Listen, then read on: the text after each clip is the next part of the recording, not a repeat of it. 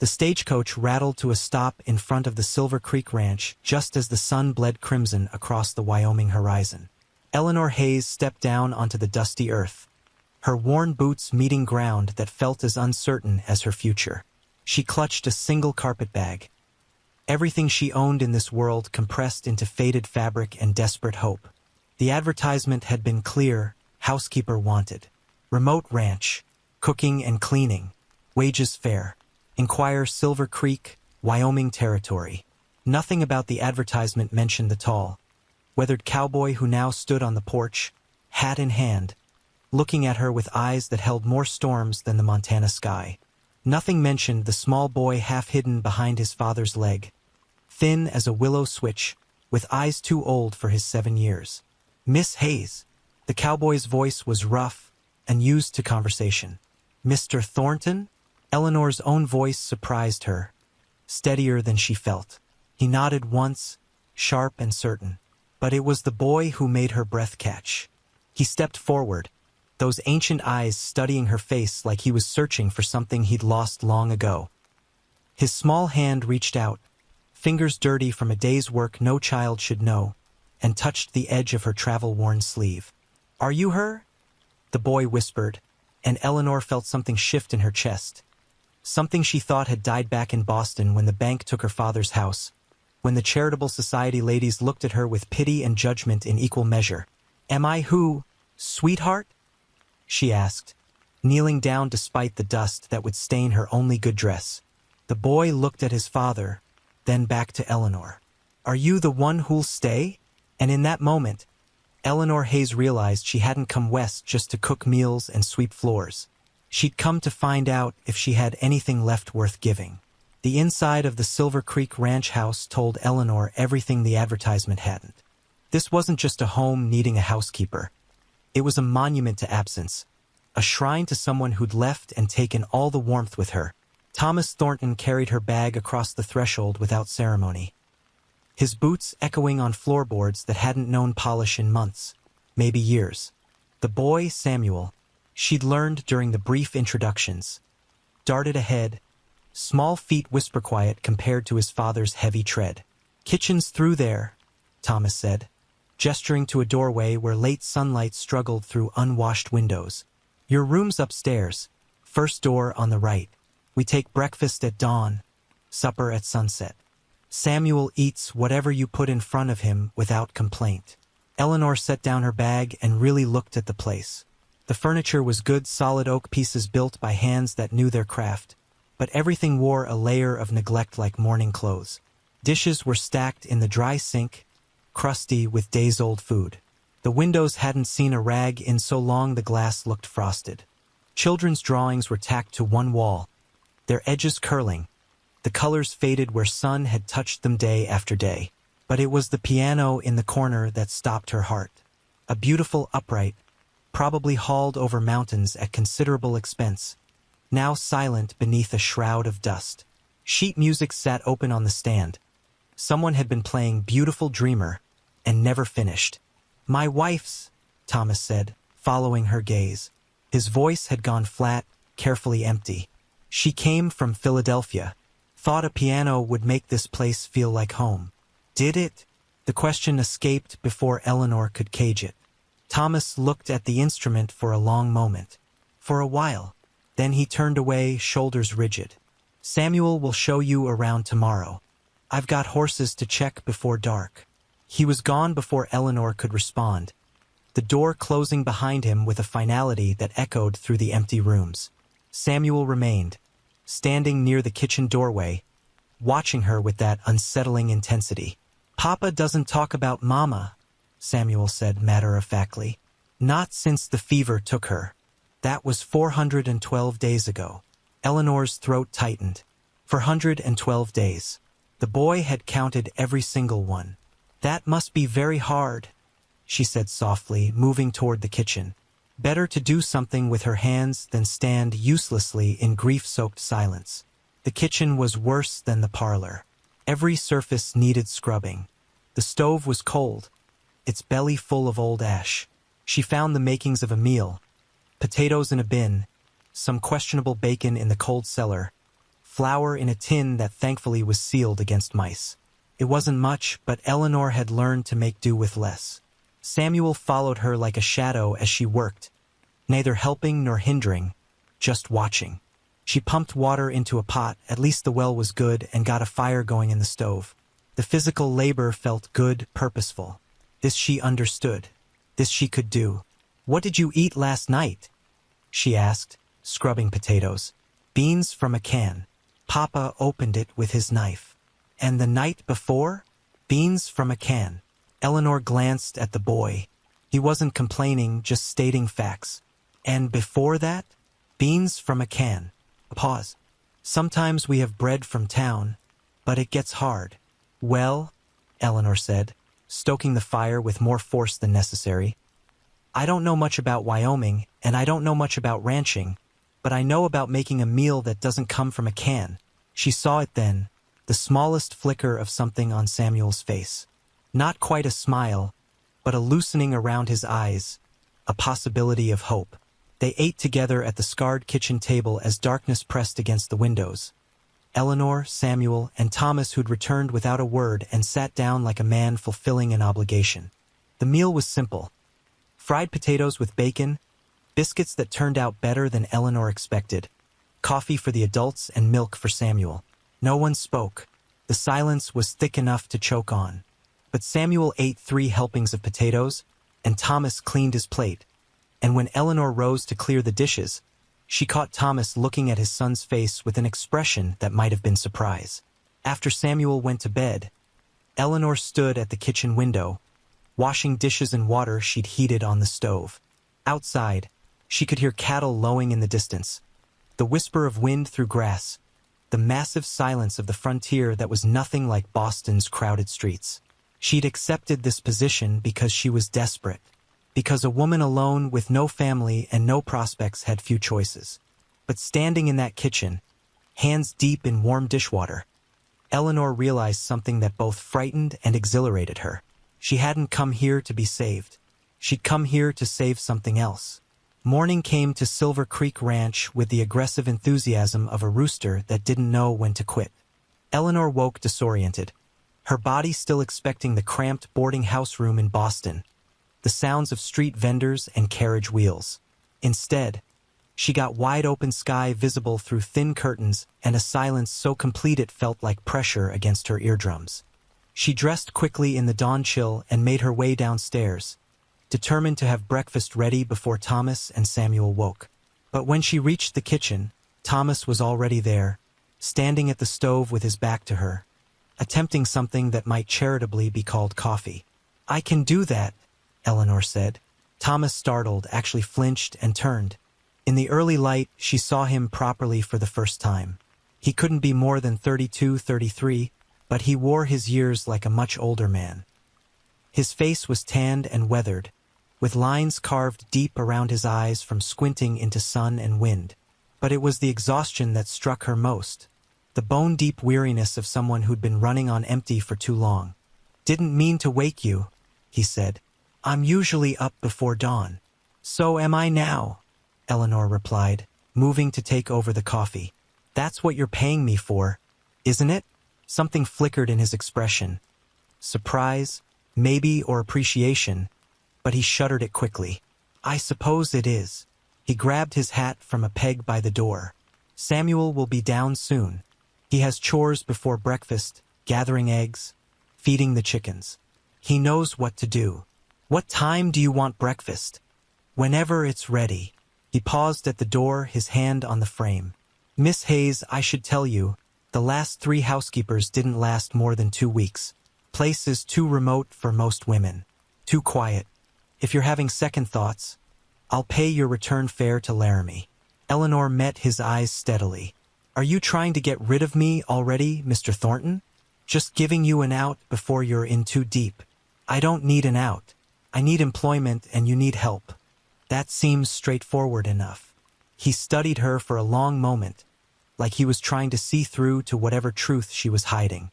Finally, he nodded once and left, letting the door close softly behind him. Samuel appeared as promised, carrying a basket of eggs with the careful concentration of someone handling precious cargo. He set them on the counter without a word, then stood there, waiting. "Good morning," Eleanor said. "Morning."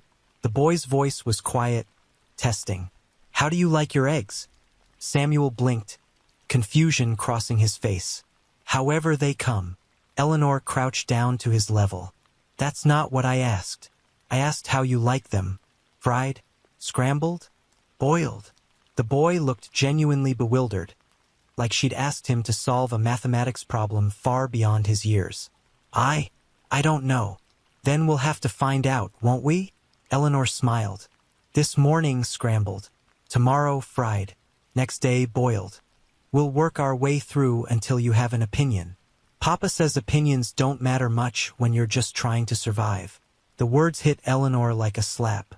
This child, 7 years old and already believing his preferences didn't matter, that wanting things was a luxury he couldn't afford. "Your papa is wrong about that," Eleanor said firmly. "Surviving isn't the same as living, Samuel. And everyone deserves to know how they like their eggs." She saw Thomas through the window, heading toward the barn, shoulders set against the morning chill. This family wasn't just grieving, they were disappearing, erasing themselves bit by bit, reducing life to its barest essentials because anything more felt like betrayal or invited too much pain. The days fell into a pattern. Eleanor rose before dawn, made breakfast, packed a lunch for Thomas, who spent daylight hours mending fences or working with the horses or doing the 1,000 tasks that kept a ranch running. She cleaned the house room by room, fighting back years of accumulated neglect. She cooked meals that Thomas ate in silence and Samuel consumed with quiet wonder. But it was the unspoken rules that governed the household that told the real story. Don't ask about the past. Don't mention Mrs. Thornton. Don't touch the piano. Don't expect conversation. Don't look for warmth. Don't settle in too comfortably because nothing here is permanent. Eleanor watched Thomas and Samuel move around each other like planets in separate orbits. Close but never touching, pulled by gravity but maintaining careful distance. The boy loved his father. That was obvious in how his eyes followed Thomas whenever he was near, and Thomas loved his son. She saw it in the way he checked that Samuel had eaten enough, that his jacket was buttoned against the wind. But love trapped behind walls of silence and grief wasn't enough to sustain anyone. 3 weeks in, Eleanor made a decision. She couldn't fix what was broken here. That wasn't her place, wasn't her right.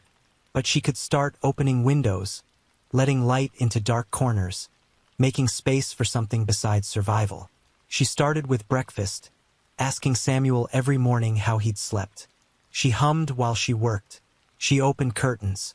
She put wildflowers in a jar on the table.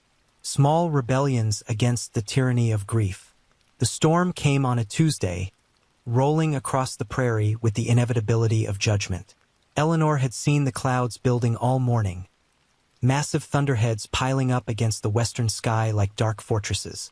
By noon, the wind had picked up, carrying the smell of rain and electricity. Thomas came in earlier than usual, his face tight with concern. "Storm's going to be bad," he said, securing the windows with practiced efficiency.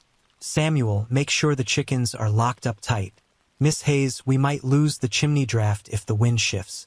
Best to let the stove go cold after lunch."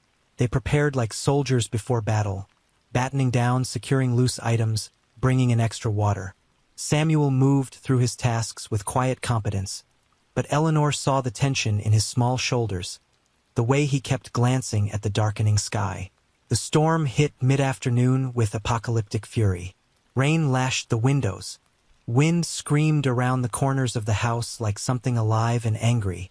Thunder cracked so loud it shook the floorboards, and lightning turned the world white for split seconds that left afterimages burned into Eleanor's vision. Samuel stood at the parlor window, watching the storm with wide eyes. Eleanor moved to stand beside him, her hand resting lightly on his shoulder. "It's loud," Samuel said.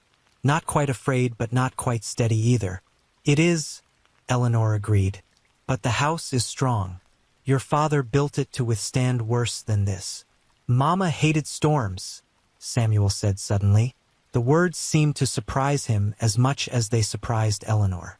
She used to play the piano when they came, said music was stronger than thunder. Eleanor's heart clenched.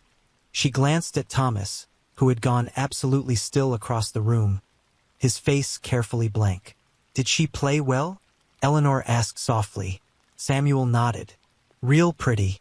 She taught me Twinkle Twinkle. I can only play it with one hand, but she said that was a good start.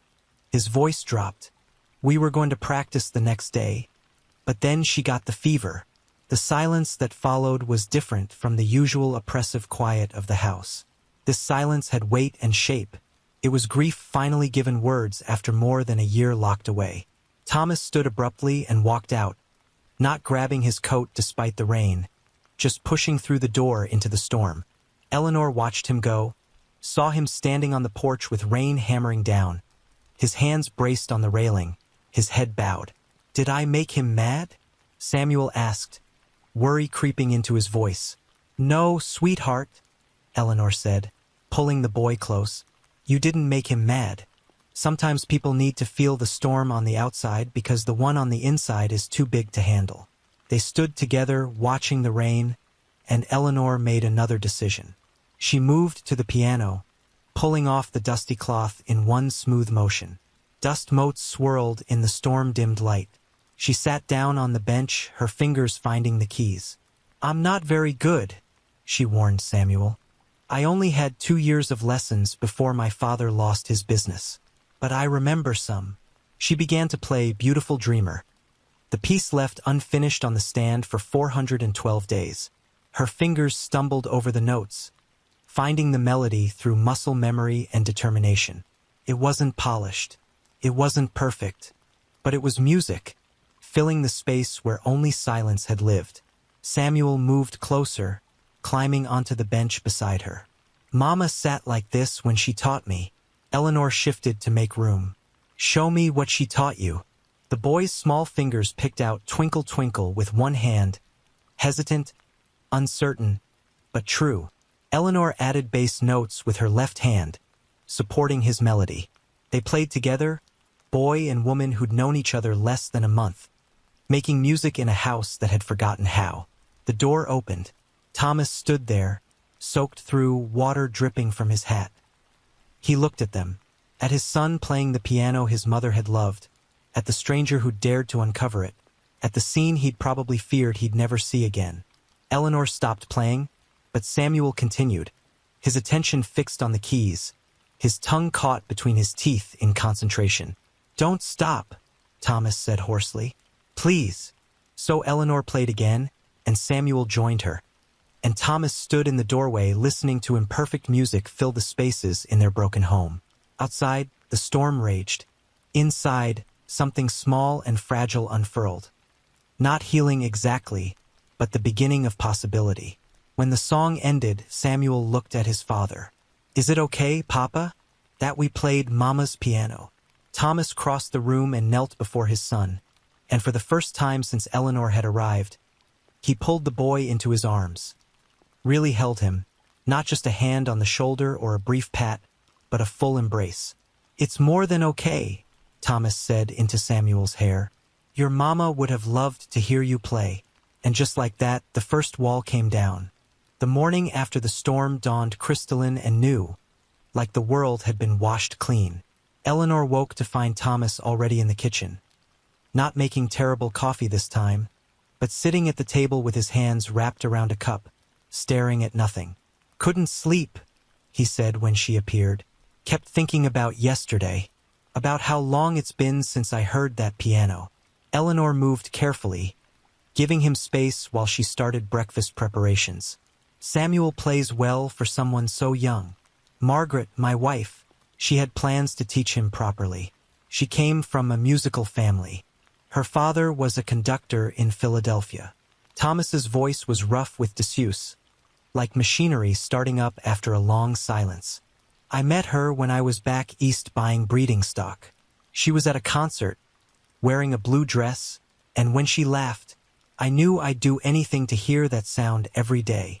It was the most he'd said in one go since Eleanor arrived. She cracked eggs into a bowl, staying quiet, letting him find his words. I told her what life would be like out here, tried to be honest. The isolation, the work, the weather. She said she didn't care, said love was enough. He laughed, but there was no humor in it. For a while it was.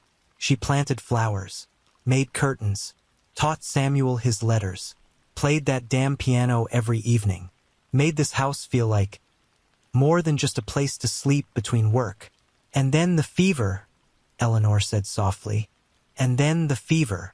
Thomas set down his cup with deliberate care. Doc from town came, but by then, he said if we'd been closer to a real hospital, maybe. If she'd been stronger after Samuel's birth.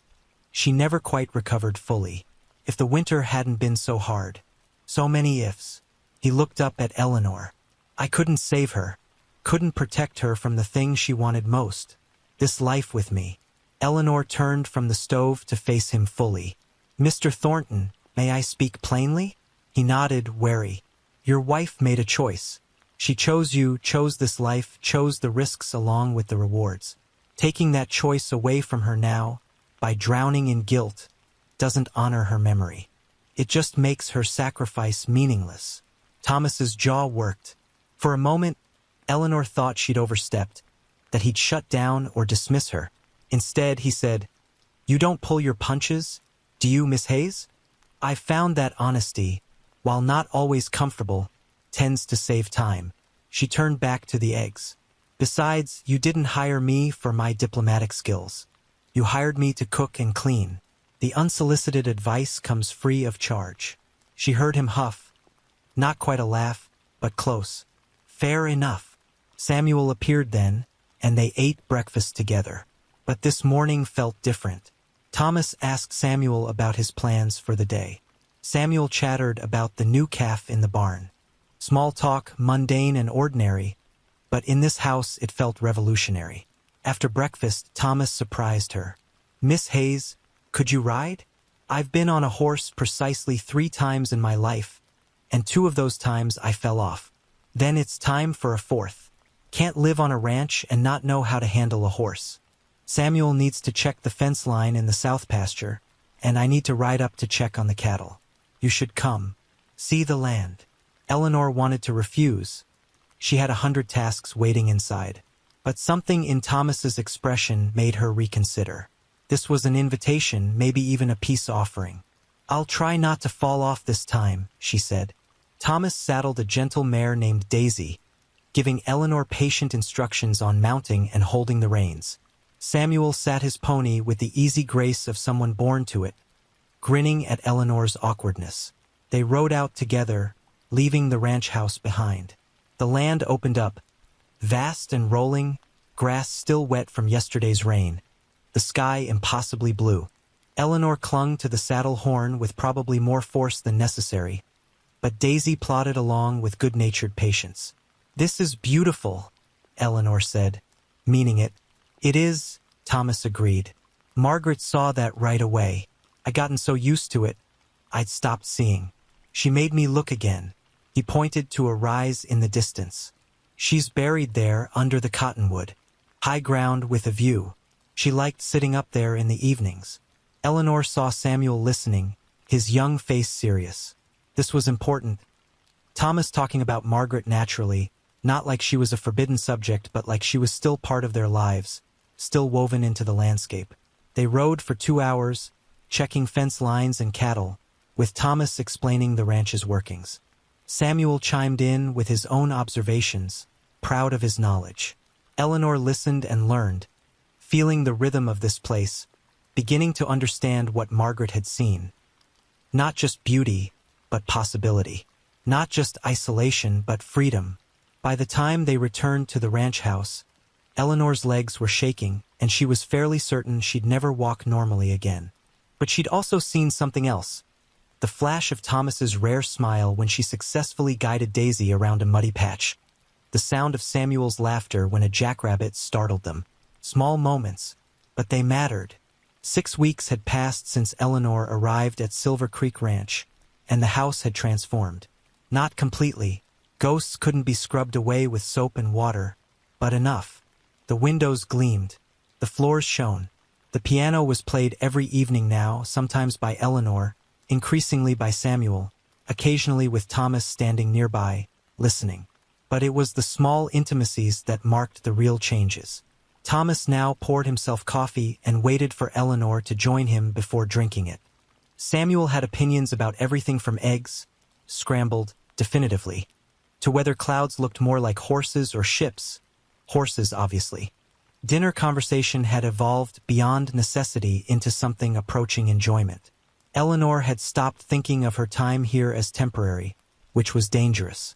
She'd learned not to get attached to places or people. Life had taught her that particular lesson with brutal efficiency.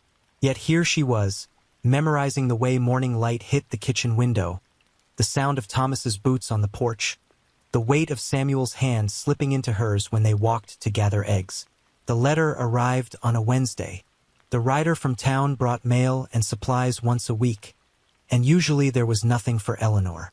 But this time, he handed her an envelope with a Boston postmark, and her stomach dropped. She waited until evening, until Samuel was in bed and Thomas was doing his nightly check of the barn, before opening it. The letter was from Mrs. Carolyn Pritchard of the Ladies' Charitable Society, written in the same precise, judgmental hand that had informed Eleanor her father's debts were not the society's responsibility, that her character references were insufficient, that proper young women didn't find themselves in such situations. Dear Miss Hayes, I write to inform you that your circumstances have changed. Your late father's business partner, Mr. Gerald Stevens, has been located in California.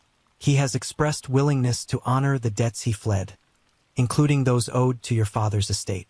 A modest sum has been placed in trust for you at Boston Savings Bank.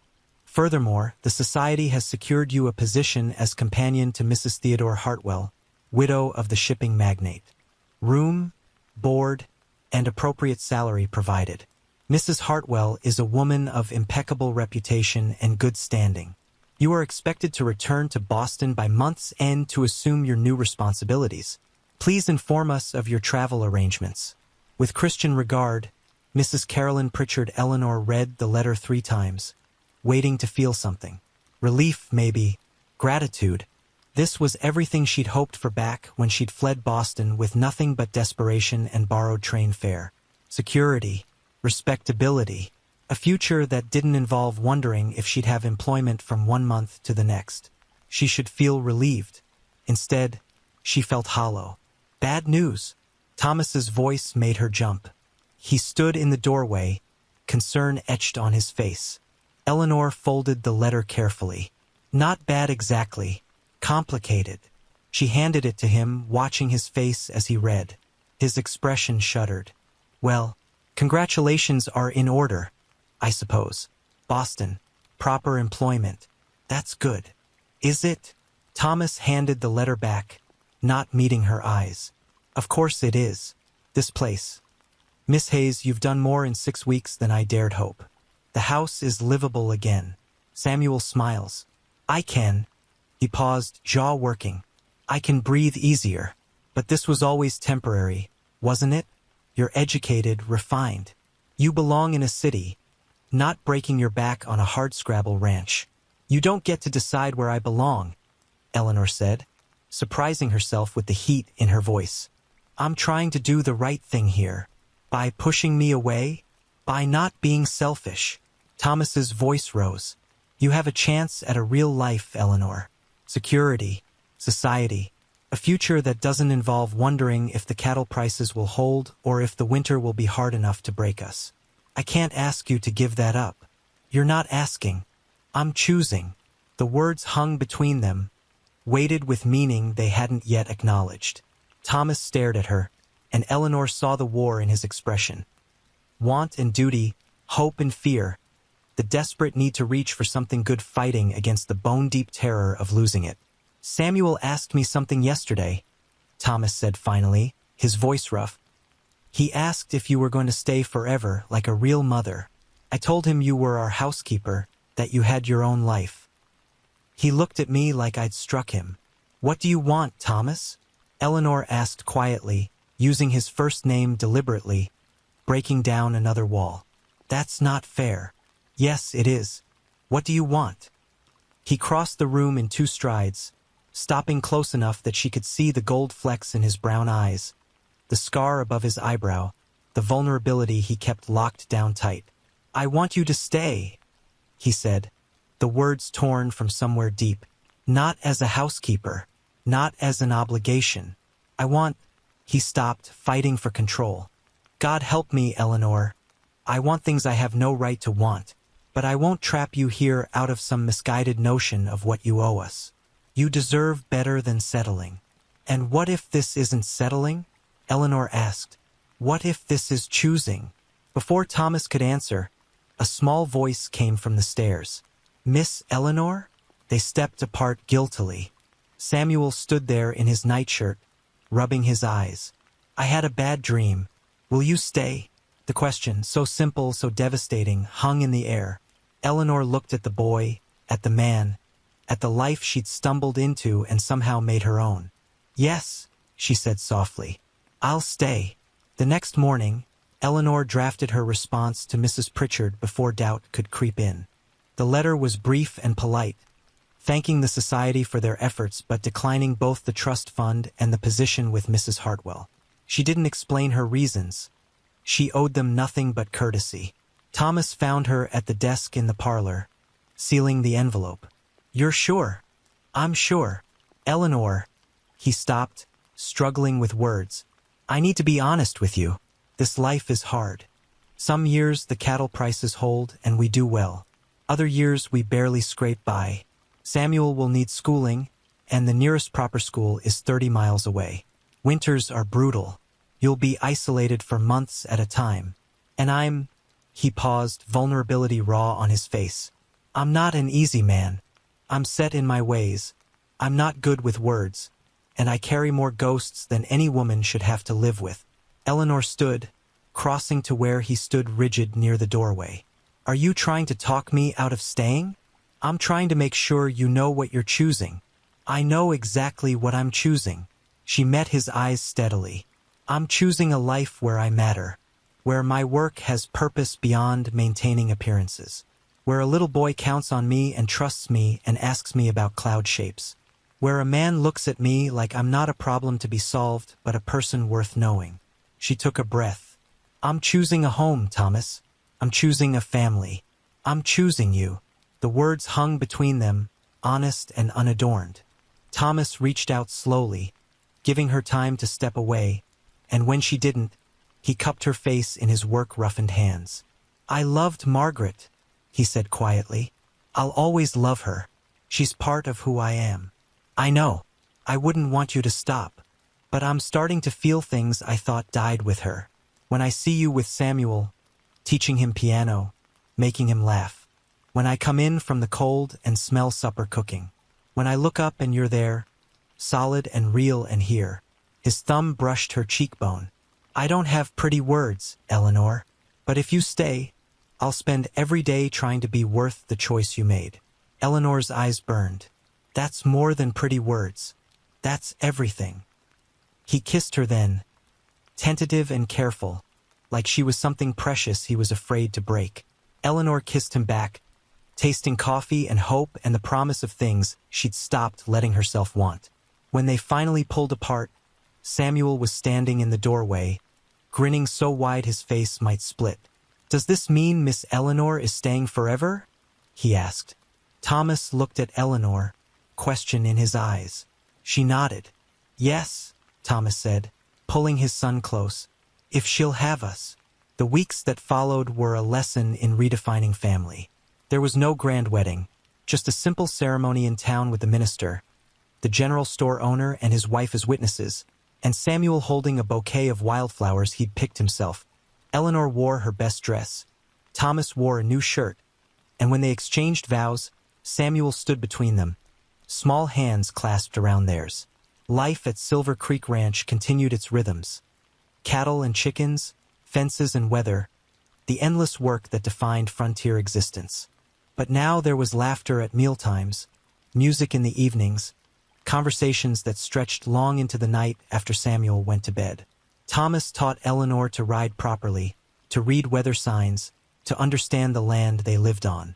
Eleanor taught Samuel his letters and numbers, helped him become truly proficient at piano, showed him that learning could be joy rather than drudgery.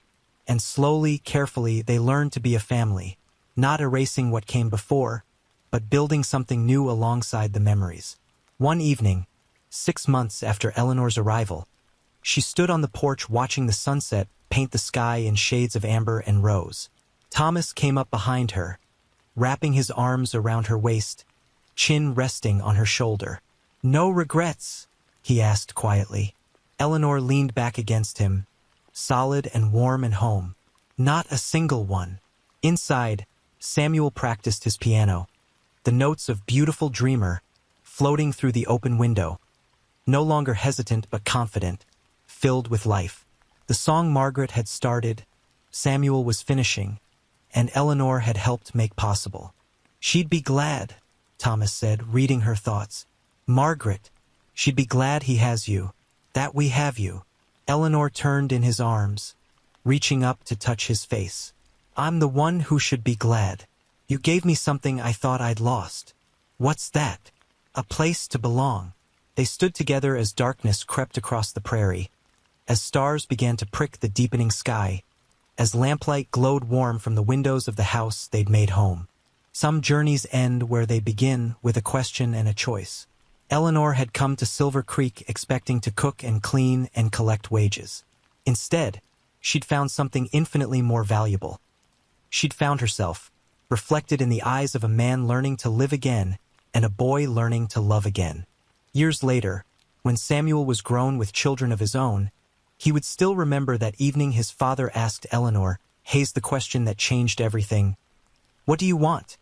He remembered because it was the first time he'd seen his father be truly brave. Not the everyday courage of facing harsh weather or difficult work, but the terrifying vulnerability of opening your heart after loss. He remembered because Eleanor didn't flinch from the question. She stood her ground and chose them, not out of obligation or lack of options, but because she recognized something true and worth fighting for. The Silver Creek Ranch prospered over the years. Thomas and Eleanor had 2 more children, a daughter they named Margaret and a son they called James. Samuel grew into a fine rancher himself, taking over operations when Thomas's joints grew stiff with age. The piano was never silent. All the children learned to play, and visiting grandchildren eventually made their own stumbling attempts at Twinkle Twinkle. But the story people told, the one that became family legend, was about the woman who came west expecting to cook meals and found a home instead. About the grieving widower who learned that loving again wasn't betraying the past. About the boy who counted days of loneliness until the day he asked, "Will you stay?" and received the answer that changed everything. Because some stories aren't about grand adventures or dramatic rescues. Some stories are about quiet courage, about choosing love over safety, about building something beautiful from broken pieces. And sometimes, the greatest adventure is simply learning where you belong.